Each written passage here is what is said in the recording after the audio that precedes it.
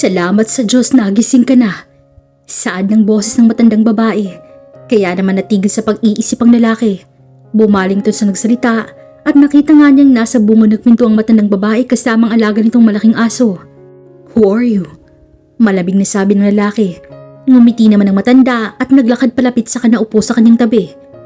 Ako si Leleng, pero nanay na lang itawag mo sa akin, iho. Natagpuan kitang walang malay at sugatan kaya naman dinala kita dito at ginamot. Akala ko nga patay ka na eh. Pero nung makita kong humihinga ka pa, naisipan kong tulungan ka. Sagot ng matandang babae. Kaya naman, napakunot ang noo nito. Hinawakan mo ko? Saad nito, kaya napatawa ng mahinang matanda. Siyempre, paano kita gagamutin kung hindi kita hahawakan? Bakit hindi mo ko dinala sa ospital? Mahina na kasi ako. Hindi kita kayang hilahin paakit sa daan. Isa pa, malayo rin ito sa syudad dahil maliban sa kagubatan na narito ay paglabas naman ay dagat ang bubungad. Wala akong sasakyan para dalhin ka sa pagamutan, iho. Kaysa abot ng makakaya ko, ako nang gumot sa iyo dahil meron din naman akong kaalaman sa paggagamot. Sagot ng matanda. Ano nga palang pangalan mo? May natatandaan ka ba? Patuloy nito, kaya naman natahimik ang lalaki, saka pinakiramdaman ng sarili. Lihim na nagpasalamat ang lalaki dahil maayos ang kanyang memorya. Naaalala niya lahat. Kenneth, my name is Kenneth Santiban. Thank you for helping me. Saad ang binata, kaya naman napangiti ng matanda dahil narinig nito ang nagpasalamat ang lalaki. Gaano na ako katagal nandito? Mahigit 5 buwan na. Sagot ng matanda, kaya naman lalaki ang mga mata ni Kenneth. Hindi niya akalaing umabot siya sa ganun katagal sa lugar na yon. Ganun ako katagal na koma? Damn, si Angelica. Mahinang saad ni Kenneth at nang maalala si Angelica ay biglang nabuhay ang kaba niya na baka itinuloy ng taong may galit sa kanya ang banta nitong papatay nito si Angelica. Sinubukang itayo ni Kenneth ang kanyang sarili, subalit bigla na lamang siyang bumagsak dahil walang lakas at may hina ang kanyang mga tuhod. Shit! Bakit hindi ako makatayo? Malakas na sabi ni Kenneth sa matanda. Kagagising mo lang mula sa matagal na pagkakakoma, iho. Huwag mong biglain ang katawan mo, lalo ng mga tuhod mo. Nag-a-adjust mang katawan mo, mga ugat at dugo mo sa pagising mo. Damn, I need to see her. I want to see my Angelica. Shit, hindi pwedeng ganito. Galit at malakas na sabi ni Kenneth, kaya pinagpapalo ang kanyang mga binti. Makakauwi ka rin sa inyo, pero sa ngayon, tulungan mo muna ang sarili mong magpagaling. Hindi ka pa tuluyang malakas lalo na't kakagising mo lang. Magpagaling ka muna at magpalakas sa kamugawin ng gusto mo. Ani ng matanda, saka tumayo na ito upang maghanda ng kanilang makakain. Habang nagsisindi ng apoy ang matanda, ay nabaling dito ang atensyon ni Kenneth. Napansin niyang ang aso lamang ng matanda ang kasama nito. Maliit lamang ang bahay kubo na yon, sapat lang para sa 2 tao. Merong 4 na baso, 2 babasagin na para sa kape at 2 plastic na para sa tubig. Meron ring 4 na plato, 2 maliit na kaldero at 1 maliit na takure. Masyadong luma ng mga yun, kaya naman naisipan ng binatang usisain ng matanda. Dito ka na ba nakatira? Saad ni Kenneth. Oo, 52 years na akong nakatira dito. Itong kubo na to, ginawa pa ito ng asawa ko. Sa labas may malapit sa talon dito. Doon ang tambayan namin nung kabataan pa namin. Nung magkasintahan na kami, ginawa niya tong kubo na to. Hanggang sa may kasal kami, dito rin kami nag-honeymoon nung bagong kasal kami. Kaso, 2 buwan lang maaga siya nawala sa akin eh. Kaya nung mawala ang asawa ko, dito na ako tumira. Dahil lahat ng masasayang alaala namin, nandito lahat sa lugar na to. Sagot ni Aling Leleng. Anong kinamatay niya? Binaril siya ng taong may gusto rin sa akin noon. Wala na akong mga magulang kaya nang mamatay si Bertring, umalis na ako sa bahay namin. Dito ako nagpunta dahil dito, walang makakaalam at hindi ako masusundan ng taong pumatay sa asawa ko. Saad ng matanda at bakas na bakas ang kalungkutan nito. Lihim ito nagpahid ng luha, saka pinagpatuloy ang ginagawa. Hindi rin mahirap mamuhay dito lalo na't mayaman sa prutas ang kagubatang ito. Marami rin akong pananim na gulay sa likod, kaya masasabi kong sagana rin ang buhay ko dito kasama ang alaga ko, yang si Bruno. Natagpuan ko lang din dito sa kagubatan. Mabuti na lang, napakabait na aso. 3 taon ko na siyang inampon at yan na lang tinuring kong pamilya ko. Mahabang saad ng matanda. Kaya naman lihim na nakaramdam ng awa si Kenneth dito. Utang niyang buhay niya dito. At kung makakalis man siya sa lugar na yon, sisiguruduhin niyang babalikan niya ito at tutulungan. Hindi naging madali para kay Kenneth ang naging buhay niya sa gubat kasama ni Aling Leleng. Naiinis at nagagalit si Kenneth sa kanyang sarili sa tuwing matutumba siya. Araw-araw niyang sinusubukang itayo ang sarili. Subalit mahina pa rin ang kanyang mga tuhod. Damn it! Malakas na mura ni Kenneth at pinagsusuntok ang mga hita nito dahil sinubukan na naman niyang tumayo, subalit ang ihakbang niyang mga paa ay natutumba siya. Huwag kang mawala ng pag-asa, anak. Gagaling ka rin, basta ituloy mo lang ang pagtulong mo sa sarili mo. Saad ni Aling Leleng at niyakap ang binata na gusto ng sumuko. Dahil pagod na pagod si Kenneth sa araw-araw na sasaktan siya sa tuwing susubukan niyang maglakad. Kailan ba? Nawawalan na ako ng pag-asa. Gusto ko nang makabalik sa pamilya ko. Gusto ko nang makita si Angelica. Saad ni Kenneth at tahimik na napaluha. Minsan nang ikwento ni Kenneth ang tungkol kay Angelica, kaya nga akala ng matanda ay asawa ni Kenneth ang babaeng bukang bibig nito. Mabilis dumaan ang mga araw at inabot rin ng mahigit 1 taon ang pagtitiis ni Kenneth. At sa wakas ay nalampasan na rin ni Kenneth ang kanyang paghihirap at pagtitiis. Masayang nagyakap sina Kenneth at Aling Leleng nang tuluyan ng makalakad si Kenneth. Nagkaiyakan rin dahil sa labis na tuwa. Masaya ako para sa iyo, anak. Sa wakas ay makakauwi ka na sa inyo, sa pamilya mo. Makakasama mo na sa wakas si Angelica. Saad ni Aling Leleng. Kahit masaya ito para kay Kenneth, ay hindi maiwasang makaramdam ng lungkot ng matanda sa tuwing may isip na muli na naman itong mag-iisa. Huwag mo akong kakalimutan, ha, anak. Yung mga payo ko sa iyo palagi mong tatandaan. Nais ko ring malaman mo na nagpapasalamat ako at sobrang masaya ako sa pagdating mo, anak. Salamat sa Diyos dahil pinahiram ka niya sa akin. Naramdaman kong maging isang ina, Kenneth. Buong pusong saad ni Aling Leleng at hindi na nito napigilang mapaluha. Niyakap naman ito ni Kenneth at hinagkan sa noong matanda.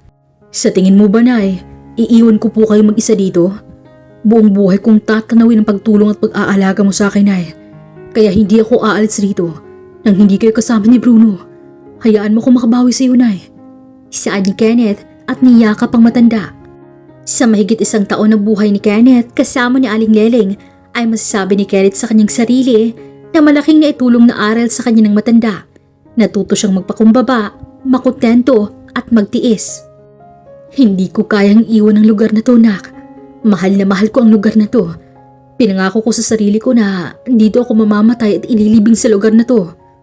Please, Nay, hayaan niyo ako makabawi sa inyo. Hindi ako aalis dito hanggat hindi ko kayo kasama.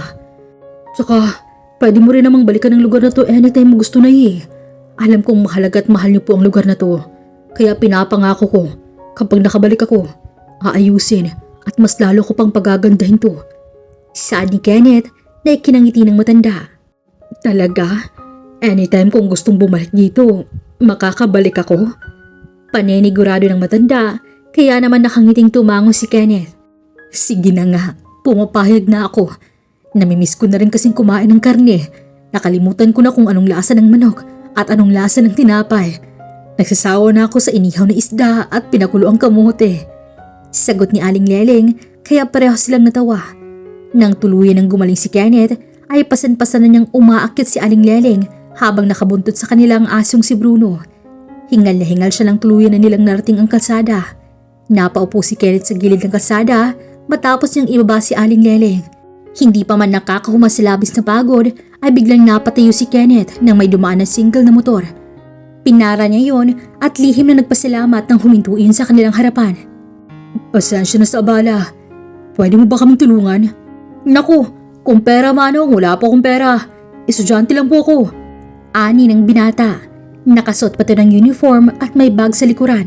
Napapikit naman ang mata si Kenneth nang tawagin siyang manong ng lalaki dahil walang ibang tumatawag nun sa kanya kundi si Angelica lang. Okay man. Don't worry. I don't need your money.